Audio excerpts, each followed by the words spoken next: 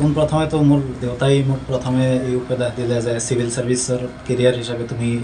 এইটো চাব পাৰা তোমাৰ গ্ৰেজুৱেশ্যন পলিটিকেল সায়েন্সত আছে পোষ্ট গ্ৰেজুৱেশ্যনৰ পলিটিকেল সায়েন্সত সেই হিচাপে তোমাৰ মতে ভাল হ'ব মই ভাবোঁ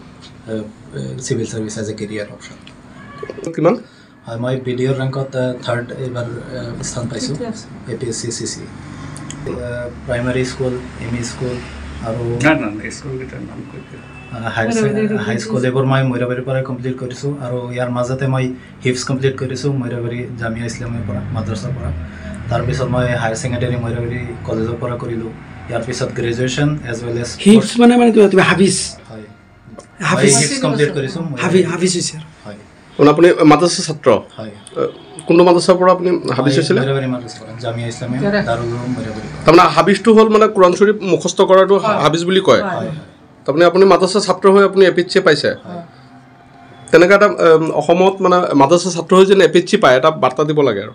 হয় মই ভাবোঁ যে মাদ্ৰাছাৰ শিক্ষাৰ লগতে বাকী যি জেনেৰেল শিক্ষা আছে এইটো সকলো আমাৰ ইছলাম ধৰ্মৰ মানুহে এইটো পাব লাগে কাৰণ আজিকালি ইছলাম ধৰ্মৰ কিছুমান এনেকুৱা ছেকশ্যন আছে য'ত নেকি আমি কিছুমান ক্ৰাইম বহুত কিবা দেখিব পাওঁ তে মই ভাবোঁ যে দুয়োটা শিক্ষাৰ আমাৰ বহুত প্ৰয়োজন